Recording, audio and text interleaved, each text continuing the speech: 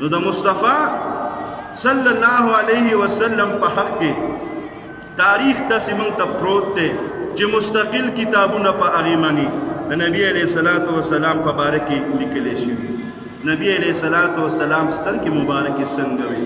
زامن مبارکانې څنګه وو ګیره مبارکه څنګه وه لاس مبارکې څنګه وو خپې مبارکې څنګه وي د هغوی چپلې مبارکې څنګه وي د هغوی لباس څنګه و د هغوی پټکې څنګه و د هغوی سواري په کومو اسونو او اوښانو به چې ګرځېدل هغه څنګه وې د هغوی نامې څه وې په کومه بستره به چې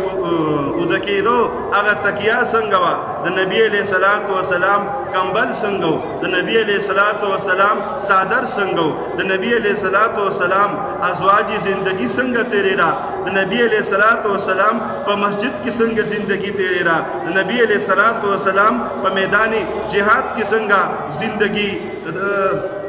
با د دشمن سره مقابله کې تېرېده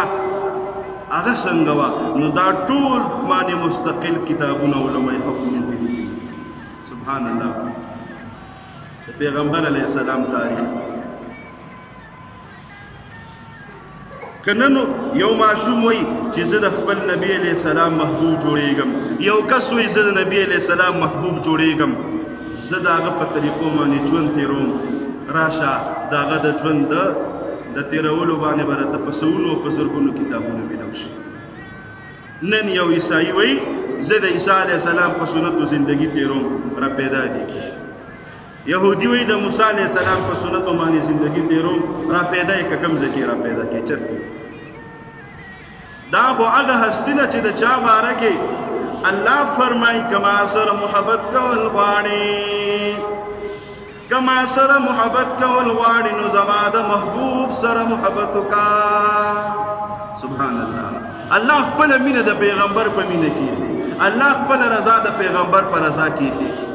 الله خپل خوشحالي د پیغمبر په خوشحالي کیږي الله خپل عذاب د پیغمبر په نافرمانی کیږي الله جهنم د پیغمبر د نافرمانی د خلقو د پاره جوړ کړی دی چې څوک زما د دې محبوب نافرمانی کوي جهنم کې اچوم د دې نه لویه مرتبه د چا کېدی شي یقینا د نبی کریم صلی الله علیه وسلم په باره کې د انګریزانو هم په خپلو کتابونو کې د نبی علیه السلام تذکره کړې فرانسي یو مصنف دی د هغه نامه ده هیټي نامې ده هغه وایي he was born on the full light of history he was born on the full light of history وایي چې نبی علیه الصلاة والسلام د تاریخ په پورا رڼا کې دننه داخل شوی دی چې د تاریخ کوم رڼا ده په هغې کې پوره صرف حضور علیه السلام داخل شوی نور څوک پوره نه دي داخل شوی او هغې دپاره بیا دلایل دی پیش کوي دغه شان یو بل کس دی د هغه نامه ده مایکل هارټ دیم انګریزي مصنف دی د 100 کسان را یوځای کړي چې چا په تاریخ کې کارنامې کړي د پیلنې نوم د محمد مصطفی صلی الله علیه وسلم نوم اول د په کتاب کې لیکلی دی بیا ورپسې دا ننن مې د لیکلی دی د حضور پاک علیه السلام په باره کې دا یهودي وایي چې ما د هر یو کردار والا کردار سټډي کوم هر چا خپل ذمہواری سر ته رسولې ده خو چې کله وفات کېږي د هغه د وفات نه پس وایي موږ دا وایو که دې مزید نور چمدی وی ده به دا کار هم کړی دی یعنې د هغه زندګۍ کې چې کوم کارونه هغه کړي هغه کمپلیټ نه دي هغه پوره نه دي هغه له لږ نور ژوند پکار و چې کارونه یې ټول څه کړي وی مکمل کړي وی وایي واحد محمد رسول الله صلی الله علیه وسلم هغه شخصیت دی چې دې کله د دنیا نه تللی دی نو چې د ده په ذمه کوم کار او ټول یې کمپلیټ کړی نو بیا تللی دی اليوم اکملت لکم دینکم و اتممت علیکم دا آیات د نبی علیہ الصلوۃ والسلام چې کله په آخري خطبه پڑھاوهله دا آیات نازل شو چې نن ورځ تاسو پورا کو دین دی پورا کو د دین حق ته ادا کو ابو بکر صدیق رضی الله تعالی عنہ په جړا شو صحابه ورته وی حضرت ولې جاړي نو پټ پټي صحابه ته وی زکه جاړم چې حضور علیہ الصلوۃ والسلام ممنون اسر صدیق وی دا تاسو هغه په دې بیان کې د رسول الله صلی الله علیه اول دې د سره پاره راغلی د دین در رسولو د پاره او چې دین کمپلیټ شو د پیغمبر ضرورت پاتې نشي ان قریب دې چې موږ به حضور صلی الله علیه وسلم شي اب موږ جدا کی بل یو انګریز داغه نامه دا رائټر نامه دا هغه یو کتاب لیکلی دی چې ګبن ورته وي کو ګوبن ورته وي باغی کی لیکلی دی وای چې زه د مسلمانانو پیغمبر ته سلام پیش کوم وی ولی وی دی چې په کوم خلکو کې راغلی دی هغه خلک نه تعلیم یافتو نه څه کردارو نه څه تاریخو چا په حکومت کول نه غوښتل او وی په دې کې دی پیغمبر هغه کسان تیار کړل چې ټولې دنیا ته بیا د اخلاقو دعوت ورکړي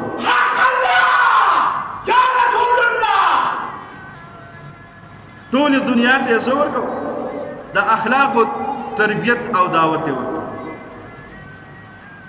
سبحان الله ټول وای سبحان دا وړي خبرې نه دي دا ډېرې لوی خبرې دي دا چې کله زمونږ د تبلیغ والا په ګش کې وځي او چاته ورو یو د لبار راوځي او کنزلم درته وکي او ته ورته د دعوت خبره کې بیا برته پته لګي چې دا دین خورول ګران کار دی که آسان دی چې راشي وي چې د جومات دی راویستلو دی را سره وکړل نو موږ به بس صرف سر لقو دا چې لاړ شي بیا پته ولګي چې څومره ګران نو هغه کسان چې حضور صلی الله علیه وسلم مرګ ته تیار دي هغه کسان چې ساحر هغه کسان چې وایي جادوګر هغه کسان چې یو ځلې مشوره وشوله شبي ابي طالب ټولو یو میټینګ وکړو او یو اجلاس مقرر کو پای کې فیصله وروله چې د دې سړي سره لین دین ختم کړي د سره غم خادي ختم کړي دې چې څه خرڅي هغه ته مال یو مپه څه خرڅوي دا ګرانه خبره ده کسان حضور علیه الصلاۃ والسلام ته دا پته مو لګیدا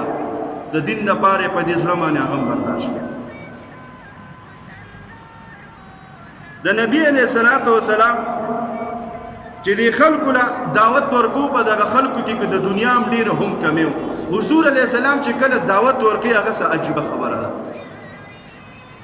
که حضور علیه السلام دې خلکو ته ویلي وي چې تاسو ډېر وروسته خلک یې فصل هم نشته پټیم نشته اوبه هم نشته زراعت راځئ چې یو ځای شو چې یو میشن جوړ کړو چې موږ ته روټي کپړه مکان میلو شي دا څنګه ژوند تېرو نو شاید چې دې ټولو خلکو لبیک ویلې وي چې هلکه دې کې خو زمونږ فایده ده حضور علیه السلام د دغې خبرې دعوت نه ورکوي دویمه لار هم د نبي علیه الصلاۃ والسلام سره وه چې دې خلکو کې عدل او انصاف نه و چې حضور علیه الصلاۃ والسلام ورته ویلي وي چې بی ټول راجمع کېږو وروره د غریب زړه وچاودو او ظالم راځي د هغه د پاسه ظلم کوي څوک تپوس والا نشته راځي چې یو کمیټي جوړ کړو یو قانون جوړ کړو چې هر چاته خپل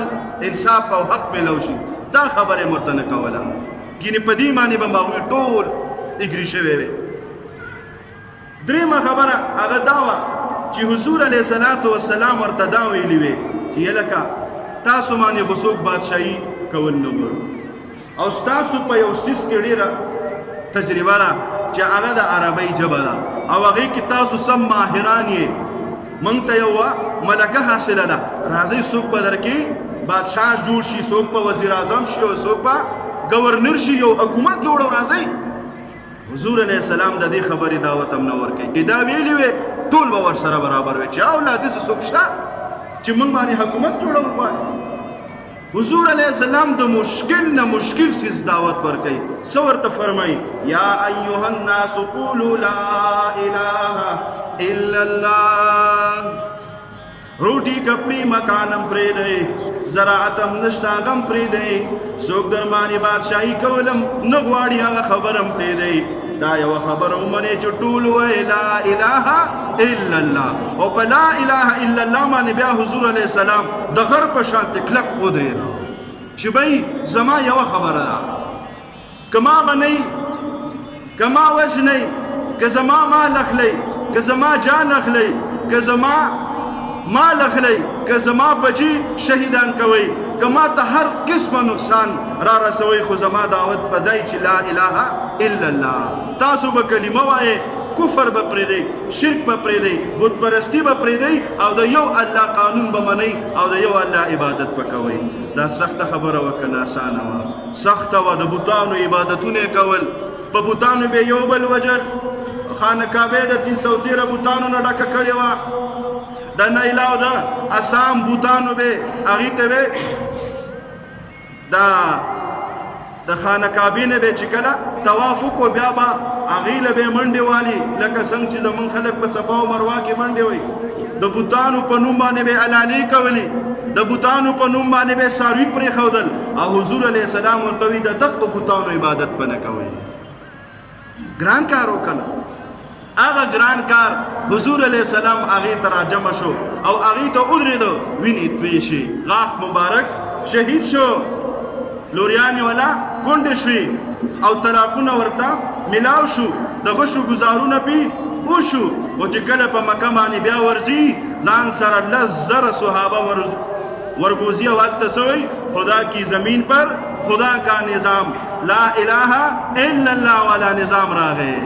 او بیا هلته څه وکړل په اخري خطبه باندې وي چې ګورې په دې ځمکه باندې به د بت او د شیطان عبادت کله هم نشي کېدلی الحمدلله د حضور هغه میشن اوس هم په هغه ځمکه باندې موجود دی چې کفر او شرک عبادت د بت عبادت او د شیطان عبادت څه کې چې په هغه حدودو د حرم باندې انګریز او یهودي او عیسائی ورته هم نشي ورته لیکلي نان مسلم دا لاره ده مسلمانانو دپاره په دې باندې به مسلمانان سي دا د غیر مسلمو دپاره لاره نه ده د حضور علیه السلام